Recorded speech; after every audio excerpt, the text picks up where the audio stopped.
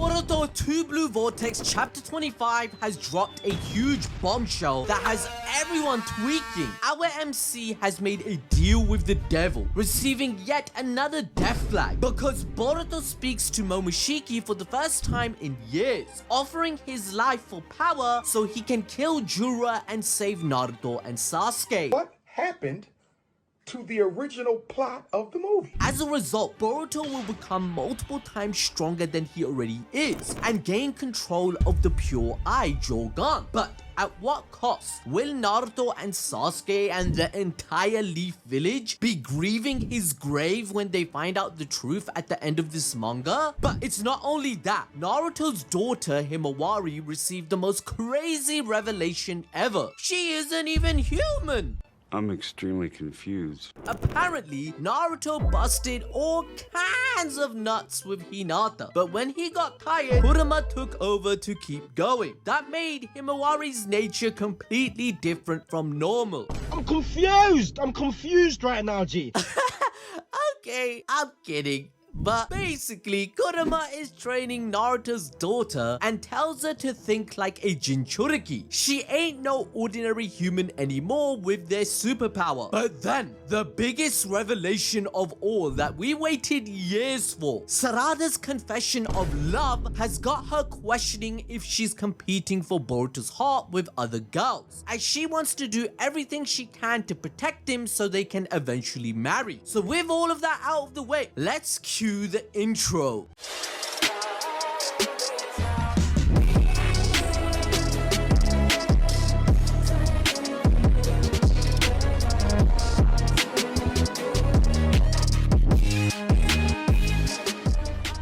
Blue Vortex Chapter 25 begins with Miwagi's Thorn Soul being implanted back into her as she returns, and Konohamaru hugs her tightly with affection as Himawari watches on in glee. Remember that Mitsuri revealed the deepest emotions and desire of whom she was cloned from, where Konohamaru realized that although he failed to bag Hinabi, the baddest that lots of you argue about, he flopped getting Lemon and a lot of other girls. But the one that was with him since childhood was secretly in love with him the entire time but didn't confess. We all witnessed that Mitsuri wanted to smash, getting all flustered and even jealous that Konohamaru may have liked other women. She tried dropping the Chan bomb on him, but my guy shut that down instantly, clearly keeping that kind of special intimacy for someone he loves. And since Boruto has been leaning heavy into that theme, Ikemoto throws us a full circle moment. Miwagi, upon awakening, calls him Konohamaru-chan, but this time he lets it slide, basically confirming he's accepted those feelings. Trashamaru then starts crying, and it must be a mixed bag of emotions. Come on bro, he was about to be a 30-year-old V, but now he's finally gonna land some punani. Boruto then watches on from above, knowing that his actions against Jura resulted in the timelines being changed wasn't in vain. It actually was positive. At least his sensei and many others got a happy ending. For example, Shinki has returned back to normal, and Gaara is safe thanks to his efforts. We then learn the status of Miwagi. There is no deterioration in bones or muscle, with her organs being perfectly fine. This is especially good news because Sasuke's been stuck as a tree for a year and a half, which means when he's free, he won't have lost a step. He's not gonna come back retired or nerfed. It's not like being in a coma where your muscles waste away and your body turns into a wet noodle. In that case, you'd wake up needing months of rehab just to throw a punch. But as a tree coming back with the thorn bulb, my guy Sasuke's basically been on pause instead. The moment he's back, he's ready to clap Sakura's cheeks like nothing happened.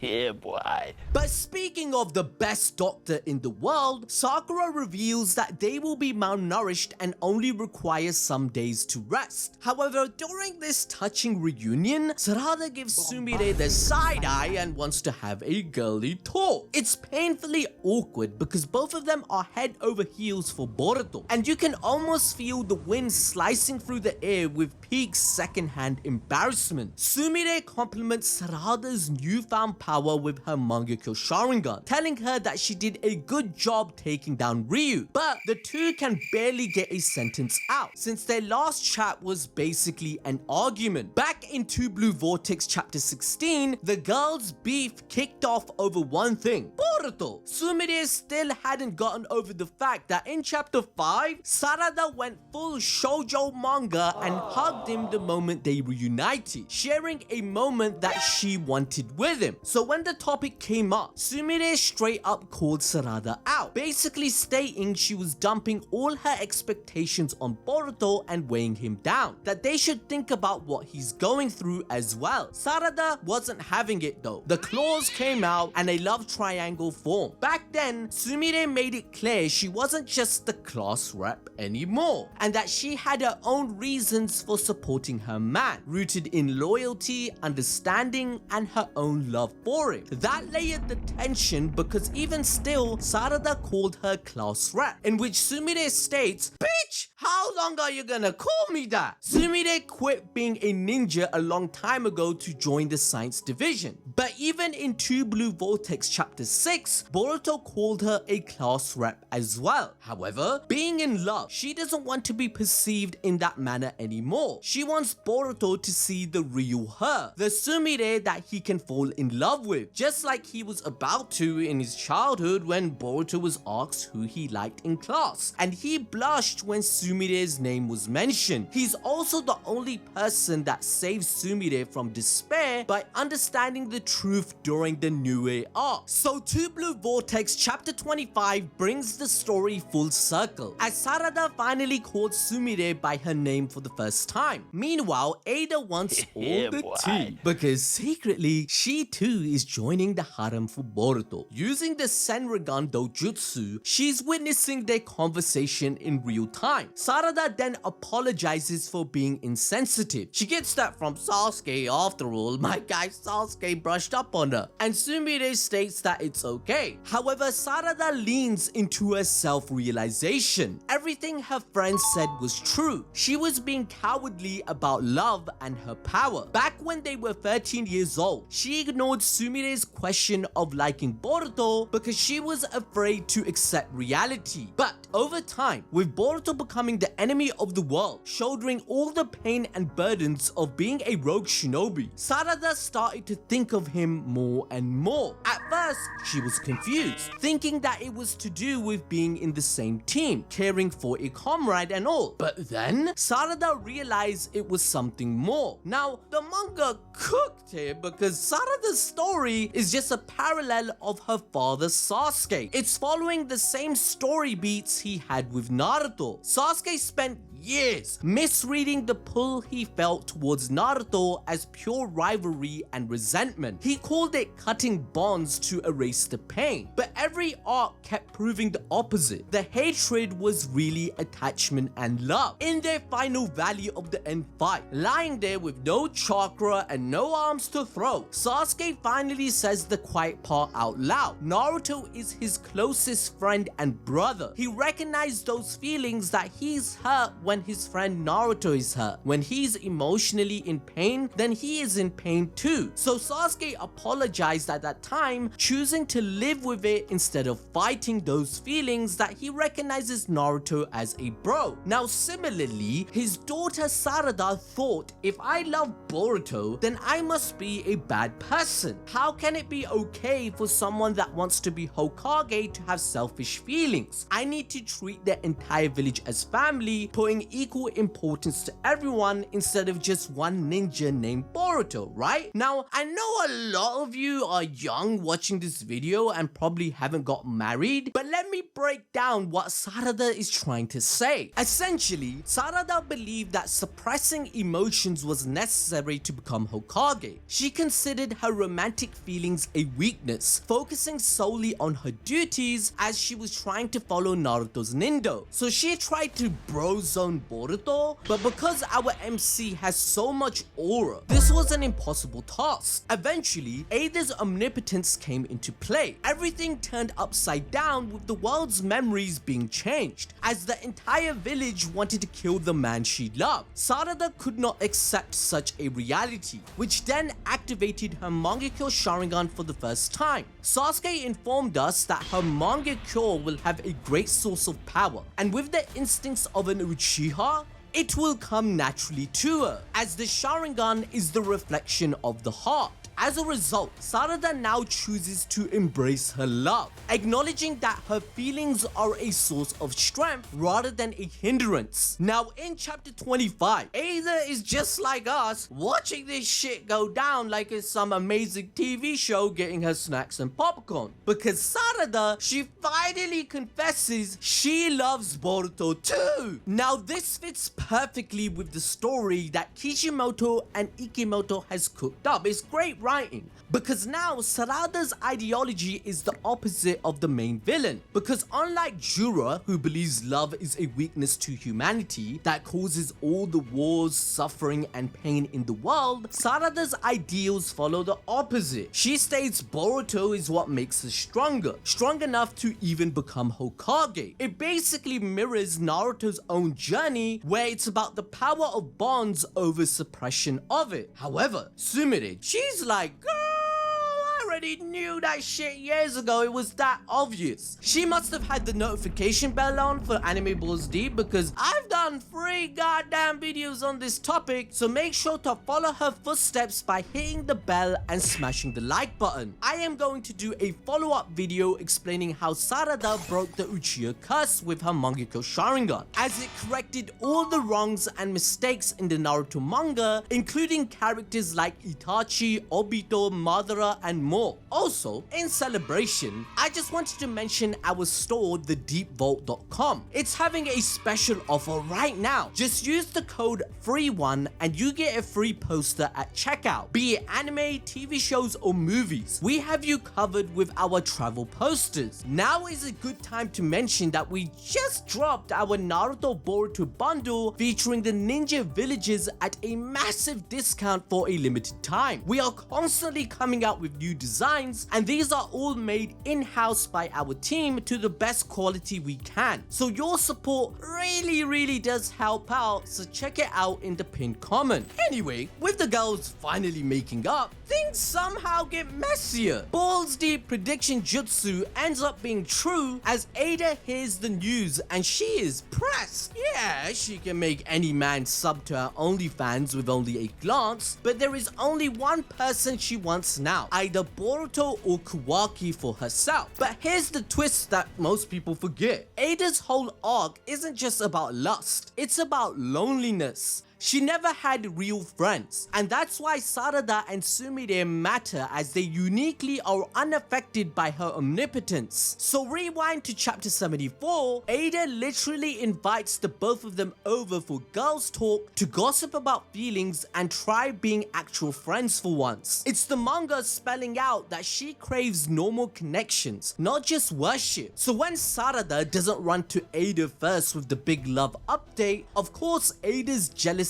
meter spikes. She's been watching everything and wants to be part of the inner circle. That's why her reaction hits hard, as Damon is itching for a good fight and can take out any of them in an instant based on her orders. But meanwhile, Himawari is getting used to her Jinchūriki powers. She's the strongest and most synced one in history, with the strongest power able to surpass Naruto. That's why by chapter 11, she's already doing wild stuff like healing Inujin on the spot and firing a tail beast ball first try. So in a meditative state, Himawari is speaking to Kurama. They are training with Kurama winning the duel, but don't get it twisted. In chapter 25, Kurama basically becomes her sensei, walking her through chakra control and how to aim her real strength. It's a training arc on complete steroids. Because for context, when Naruto went for the fox's power, he had to throw hands with a full-size Kurama in his own mind, with Killer Bee supervising and Kushina's adamantine chains pinning the beast. Naruto then spammed Rasengan variants, ripping out Kurama's chakra and then resealed it. But Himawari gets to skip all of these steps and gets to use 100% power of Yin and Yang from the jump, which makes sense as Naruto's legacy left a lasting impact and Kurama sees Himawari as a friend or daughter per se. Kurama then teaches her that she's more akin to a Jinchūriki, explaining that she's more like a tailed beast or Jura. Himawari then needs to harness this power as if she's the embodiment of chakra itself, and once she understands this concept, she would then be able to surpass Naruto's power. Now, because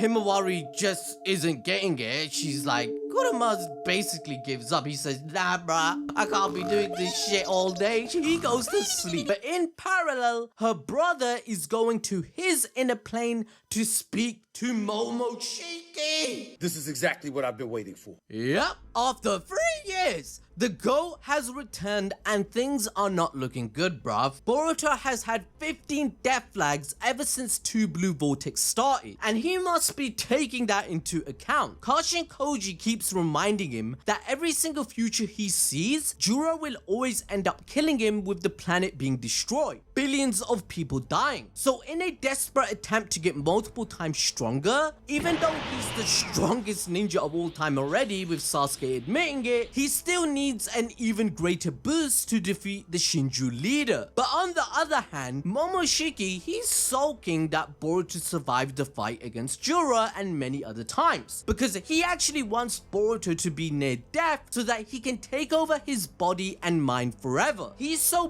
bored and stuck in limbo, as his soul is anchored within this plane with nothing to do or escape. Momoshiki even laments that he decided to save Boruto when Kawaki killed him in the first part of the story, which is a nuisance for him as the option to resurrect at 100% is now gone. So he's hit the bottom of despair just like Boruto, with no purpose, stuck in this stupid prison. So as a result, our MC strikes a deal. He wants Momoshiki to lend his strength so that they can kill Jura, and in return, he can have Boruto's body. This would mean Boruto would cease to exist and the world won't even remember what he did or who he was. During chapter 15, for example, Boruto informed Kawaki that it's been 2 years since he last used the Karma Seal. This was a last resort to save Sasuke, but when he did, Boruto sensed that Momoshiki was about to possess him. His consciousness was being faded away and Boruto was literally dying whilst aware of what was happening. So because of that, Boruto banned himself from using it. Even in this very conversation, Boruto told Kawaki he can kill him if Momoshiki takes his body again. As a result, in Boruto's point of view, once he makes the deal with Momoshiki to get multiple times stronger, he can then save the planet, and then Momoshiki can die by the hands of Kawaki, as his bro's goal is to kill every last Otsutsuki on the planet, where he would then unseal Naruto and other trees so they can live happily ever after. So yeah, again people, Ikemoto cooked as many plot points are coming to closure, because in parallel to his bro Kawaki, when Boruto first met him,